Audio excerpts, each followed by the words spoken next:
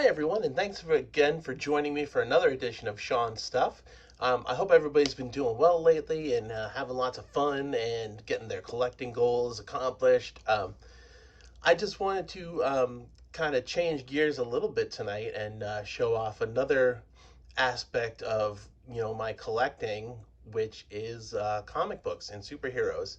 Um, Kind of like cards, even if I'm not actively collecting the stuff, it's still a part of my life. It still plays a big role. And excuse me, I just don't think I'd be the person I am without having superheroes to kind of guide my young mind. But at any rate, what I wanted to talk about today is just an interesting way that the sports hobby and comic book hobby have crossed over for me. So one of my favorite superheroes ever since I was a little kid was well, he's now known as Shazam, but we're gonna call him the artist formerly known as Captain Marvel because when oh, excuse me, folks. So when the character Captain Marvel was invented in, I want to say 1939, please forgive me if I'm incorrect, but he was invented by or created by a company called Fawcett Comics, and he was more popular than Superman because his alter ego was a kid called Billy Batson. But when Billy Batson said the magic word Shazam, he transformed into the mighty, not only grown up but superpowered Captain Marvel. And the wish fulfillment aspect of it was just huge for kids at the time, and it really gave Superman a run for his money back in the day, and that definitely did not sit well with DC Comics. And again, this is not something that I have researched considerably, so please forgive me if I don't have my facts straight, but basically between the comic book industry kind of fizzling out at the end of the 50s and DC Comics, trying to litigate against Captain Marvel being a ripoff of Superman, Fawcett Comics went bankrupt and folded his shop. And just to make sure that nobody ever got their hands on their number one competitor again, DC Comics bought the assets of Fawcett Comics and just locked them away. And flash forward to the 70s, 1973, and a combination of kind of nostalgia for the pre-war days and the emerging direct comic book collectors market, DC decided to relaunch Captain Marvel. But of course, there was a problem at this point. By 1973, Marvel Comics was very well established, a very popular comic books company, and the idea of Marvel Comics' number one competitor, DC Comics, putting out a comic called Captain Marvel did not sit well with Marvel Comics. And in addition, I believe that Marvel did own the trademark to the title Captain Marvel, but not the character name, and it was very confusing. And the way they had sorted it out at the time was they could still call him Captain Marvel in the pages of the book, but the book could not be called Captain Marvel, so they named it after his magic word Shazam.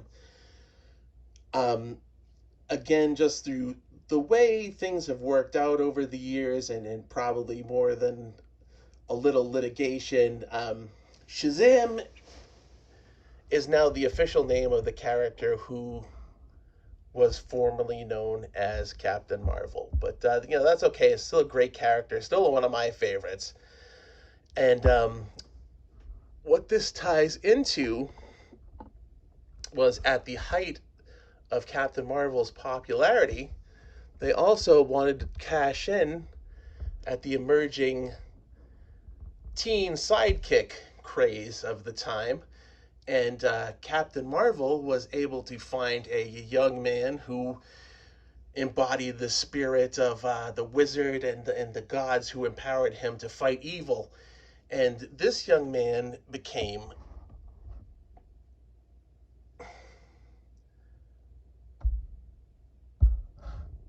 Captain Marvel Jr. That didn't work out nearly as well as I hoped, so excuse me for doing this. But you can see Captain Marvel Jr., and he's differentiated from Captain Marvel. You can see he's got a different color scheme.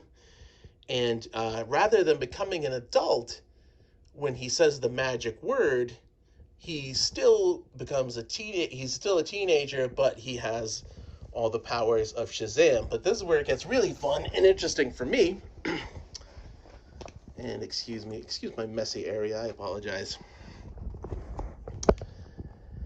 Captain Marvel Jr.'s secret identity, Freddy Freeman. That's a name I've heard before. That's a name that's very popular in collecting circles. And then it comes to 2011, when I'm buying packs of ball cards, just, I think, strictly to collect Red Sox, because 2011 is the year my wife was pregnant with our first son, well, our only son, our only kid. And I was buying all the cards up because I just wanted to say, oh, I want to have a Red Sox team set for every year he's been alive. So ended up with these Freddie Freeman cards and just thought, oh, wow, that's really neat. This kid is got the same name as Captain Marvel Jr. Ha ha ha.